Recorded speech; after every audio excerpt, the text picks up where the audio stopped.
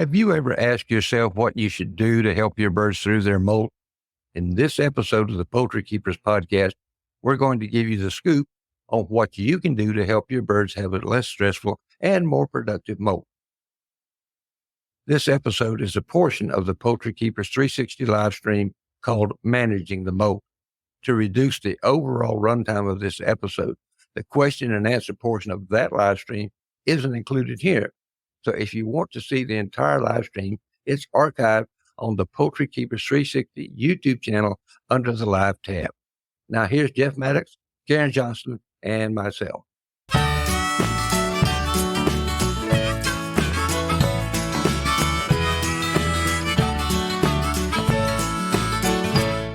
I'm going to turn it over to Jeff and let him explain what the heck the molt is and what it can do and what it should do and all the ins and outs about it. So, Jeff, it's all yours, buddy. Thanks, Rip. So, just to state the obvious, and I'm not being, the molt is a natural occurrence. Every bird is going to go through at least a molt a year. Some birds go through 2 or 3 or 4 molts a year. But for us, talking about chickens, the molt is an annual occurrence. If it happens more than once a year, something went wrong, we just need to figure it out and correct it. What we need to know about the molt, right, is the real questions is how effective is your molt, right? And if you do it right, the molt can be extremely effective in transforming your birds and keep them healthy for a lot more generations. How long does it take? So for the average chicken, this doesn't include the heavy breeds. Rip and I were just talking about it before we came on, but you're looking at about 45 to 60 days for your 4, 5, 6 pound chickens. Now your bigger stuff or your birds with a lot more plumage to them, longer tail feathers, things like that, you could be looking at 80, 85 days. It's going to take them longer to get them back to that full feather, get them back to looking the way you want them to look. So you need to set your calendar and be ready to plan your molt. And people ask, what do I do to help it? Right. So we're going to go into the in-depth on this, but so really you want to, during the molt, the birds are running a fever. They're not feeling the best. They're really grumpy. You're grumpy because they look like crap. They're just not the prettiest birds anymore. So everybody needs to keep calm. You need to do whatever you can to keep your birds as calm as possible. Keep them as comfortable as possible. Realize that they're running a couple more body degrees temperature than normal. So we need to take steps to increase the airflow, keep them comfortable, make sure that they're properly fed and watered. It's not difficult, but it just takes a little bit more understanding, on the manager side to take care of it. So, what is the molt for? And by the way, type in your questions whenever you have them. If I say something that triggers a question, we want to make sure that we get them answered. This is kind of a odd subject, and a lot of people have questions. So don't be bashful. What's going on during the molt? And I don't know that everybody understands this, but so what should happen during the molt is a weight management plan. So the birds should be going through a diet and, we're doing body repair. Everybody just looks at it like their birds look yucky. The feathers are falling out. They don't kind of comprehend what's really going on the inside of that bird, but there's a real transformation going on inside the chicken, not just the feathers. So the managing factors are weighing. A good effective molt is the birds are going to lose somewhere between 10 and 20% of their body weight. This depends on their internal fat. Okay. So we want to melt all of those internal fat deposits off during the molt, or as much as we can. So that can be 10 to 20%, depending on the amount of that internal fat. We also, during this time, we want to shrink the ovaries and the testicles and get them back down to pullet size or cockerel size. So they're going to be a lot more effective. We're going to end up with better fertility and better egg production. So your hatchability should improve if the molt went well and we did what we wanted to do. Your next round of fertility for hatching eggs should be better. And so that's what we're shooting for anyway. I want to encourage you all to take pictures of your birds. Not every bird, your key birds, the birds that you have the highest level of interest in. I know you're interested in all of them, but everybody has their special ones. So take some good pictures, get some close-ups, different angles, different views. And we want to be able to do before and after pictures. So hopefully you can get pictures before the feathers start falling off. You can get them while they're still fairly well feathered. I mean, get as close as you can. And you want to look at your feather quality. You may want to spread out some feathers, if you have a macro lens and you can do it, get really close up, get some of those very detailed feather, so you're looking at the composition of the feather. All right. The hard part, and I think this is where everybody's has a lot more questions. I haven't said anything that anybody doesn't particularly know already. How do you feed during the molt? Okay. So, Karen picks on me all the time about this a little bit, but so a molt feed is going to be at 12%, roughly somewhere close to 12% protein.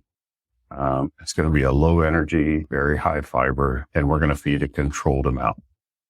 Right. So for birds, 2 to 4 pounds, you're going to feed 2 ounces of molt feed. For birds in that 4 to 6 pound range, you're going to feed 3 ounces of molt feed. And you need to weigh this. This isn't a guess. This isn't a free choice.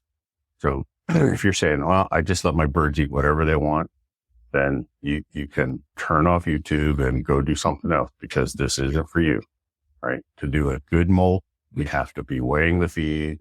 Once you know a unit of measure, whether it's a quarter cup, eighth of a cup, you can use that, but you need to at least weigh it at some point to know what you're starting with. So would you weigh according to what your birds weigh now, or what you want them to weigh at the end of the molt? So my birds would be in the 8 to 10, but I would want them to end up in the 4 to 6. Okay, not quite that far, but you can't get from there to there. I want them to end up so they're at 8, and I want them to end up at 7. Do you know what I mean? Right. I mean, obviously you could do 3.5, right? This isn't magic. Yeah, it's not. So it's kind of where your target range is, where you want them to be. So yes, if you are looking for a 6 pound bird, you want to feed them for that, 4 to 6 pound range. Not where their starting weight is, but where their target weight is. That's a good question. So where they should be according to the standard, or where you want them to be. And for 8 to 10 pound birds, you're going to feed 4 ounces. And that sounds like a lot, but look, this is a 50% reduction in calories. Okay. And it's almost a 50% reduction in protein. Right. And so the reason for the really high fiber is to bulk them up. Right. So they feel satiated, they feel full, but they're not full of starches and carbohydrates and fats and proteins. Right. And this is not a cruel and inhumane. This isn't when we talk about forced molding back in the old days, like you would take away their light for, 48 hours, and you take away their feed for 3 days. And if that didn't work, then you took away their water for a couple of days. So that's almost getting to the point of being outlawed, but that's the old term of forced molding. But theoretically, you haven't said anything yet that you couldn't just do when the birds choose to molt, right? I mean, so far, all the things you've listed, weigh them ahead of time, feed them a different feed, right? Wait till they lose. I mean, theoretically, you could do that for every bird individually if you had the patience for that. Whenever that happens. Yeah, you are right. You could do that on an individual bird basis, but if you got more than 10 birds, I don't think that's going to happen.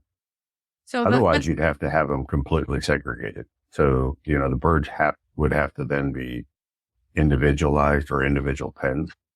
This still allows for grouping. Like you could still run, as long as you had enough feeder space for everybody to eat at the same time, you could run a group of 100 birds, and it doesn't matter because you're going to feed a known quantity, and based on weight, you're going to feed what they need, but Do you have any logic or any knowledge as to why Purina wants to do feather fixer and raise the protein during the molt? You hear that a lot, right? Yeah. And so they're already trying to get them out of the molt. They didn't even give the bird a chance to molt, right? And do everything it needs to do. Like, it didn't get a chance to drop all of its feathers, didn't get a chance to lose any body weight. It didn't get a chance to shrink ovaries. It didn't get it. We neglected all of that. Okay, I don't want to get shot for this, and no hate mail, please. But here's the deal, right? As chicken lovers, we're trying to help our birds, and we want to fix them as quick as we can. Purina is taking advantage of that emotional feeling and saying, oh, feed this and help them through the molt faster. Well, okay, so that's what happened. But if we don't lose that internal body weight, the birds might look good faster, but they're not any healthier. So if people are doing breeding, we're not helping perpetuate our line further down the road. We're just going to keep internal fat for another year and add to it and going to compound the problem. Jeff, could I throw a comment in there on Yes, that? sir. Over the past couple of years, I don't know how many folks I've talked to, but they have been, and these are primarily large fowl breeders, but they almost to a person say, my birds laid pretty good as pullets, but then when they got into that second year's hens, production went to pot. And I said, probably because your birds are too fat. And I would explain what to do. And some did, some didn't, but the ones that did invariably came back to me and said, I tried what you were talking about and you were right. It makes a big difference. Yeah, it makes a huge difference. So pullet should lay, it's still going to lay the best, right? But the second cycle should be 85 or 90% of what she laid as a pullet. So the great breeders that are out there, they kept track of how many eggs their pullets laid, right? And that next lay cycle should be, like I said, 85, 90% of what the first lay cycle was. The third lay cycle should be 85 or 90% of what the second lay cycle was, right? So they lose approximately 10 or 15% each year in those lay cycles. Now, somewhere out around year 4 or 5, they kind of level off. And, so the fourth lay cycle, fifth lay cycle, they're all going to be, unless we screw something up, they're all going to be pretty much the same. She kind of holds off there 4, 5, and 6. And then 7, she starts declining again. 8, 9, she's really tapering off. You're lucky if you're getting eggs out of her at that point. But, there are some very productive hens still out at year 7 and 8. And, enough to create progeny, a high quality egg that you can hatch so that you don't lose that family line. That is very possible. And I'm sure there's a lot of people out there shaking their head like, Jeff's lost his mind. He's crazy. This ain't going to happen. But I'm getting a lot of reports of 7, 8-year-old hens still hatching eggs, still doing fine. But putting them through this molt is part of that procedure. So back to the managing factors on the molt, you need to be in a situation where you can reduce and control lighting on those birds. We need to get the lights down to 10 or 11 hours. So you're going to have some indoor housing for them where you can control sunrise. I'm not worried about sunset. I'm worried about when they first see light in the morning.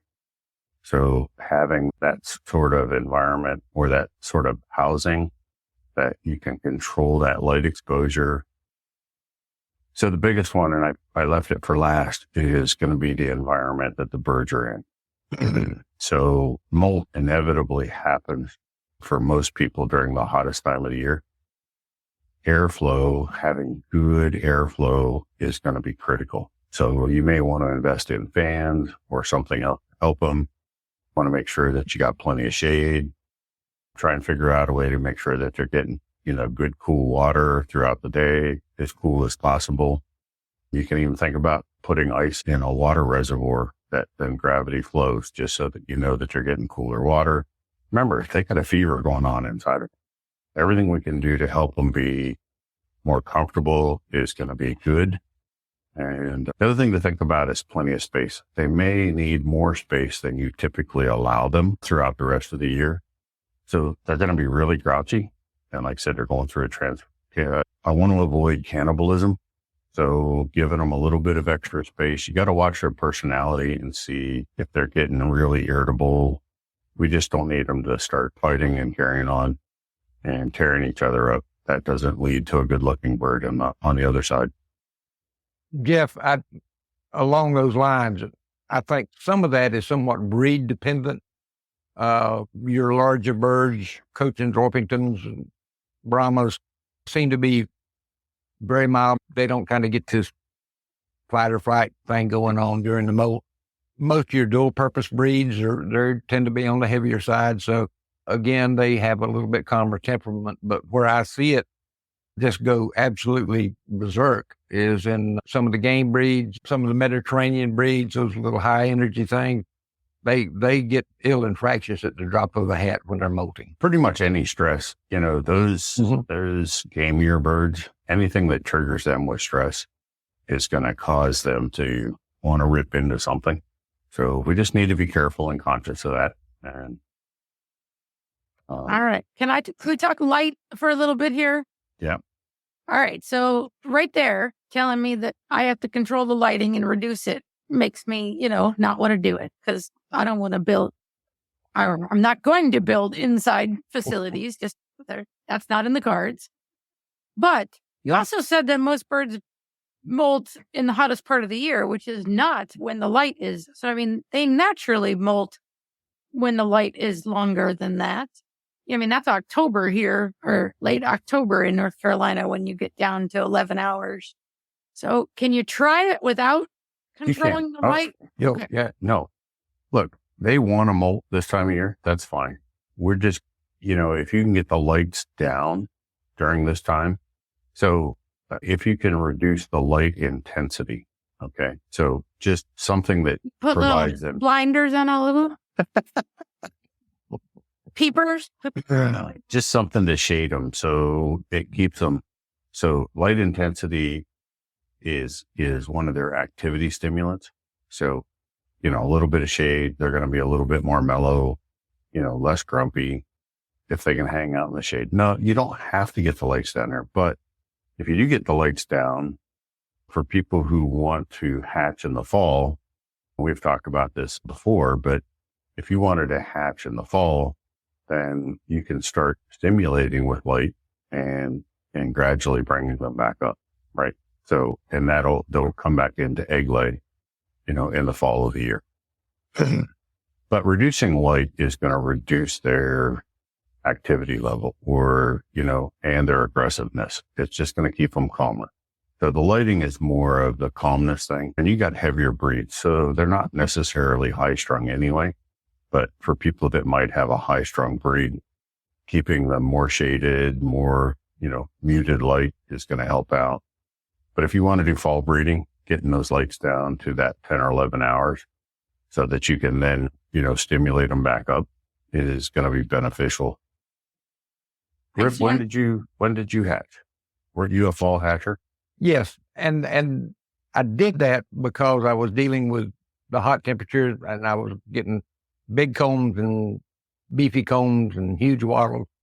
And I found out that by hatching in the fall and in the winter, I could control that to some degree and shrink those combs and wattles back down to where they look more like they should. All right. You knew I was going to do this to you. So that's fine. Talk again about the stages. So it sounds to me like there almost is 3 stages. There's like a starting the molt, there's a in the molt, and then there's a coming out of molt. Yes, that is true. There's basically 3 stages of the molt. So you got to trigger the molt and get that where you're dropping that feed down. Hopefully you don't have to take water away, but you're changing over to that other feed. Now, to do a humane molt, where you're not doing feed withdrawal and all that other stuff, look, it's going to take about 5 to 7 days to start seeing those feathers falling off. Right? That seems really fast. Yeah. No, they're not going to be bald in 5 to 7 days. No, I but know, but you're going to start seeing a lot more, feathers in the litter, or on the ground. It's going to take 5 or 6, 7 days before you start seeing that. It's, they're not going to be bald for a couple of weeks. So I saw somebody had asked, how long do you feed the 12%? Well, you feed the 12% until you actually achieve the body weight that you're looking for.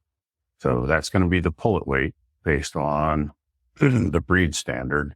We're trying to get somewhere close to the pullet weight. Right? or whatever your birds were. Or the cockerel. Yeah. Right. If you got streaks, it just And you may or may not go that far. Just depends on how tight of a body, what you want the bird to look like, what is your goal?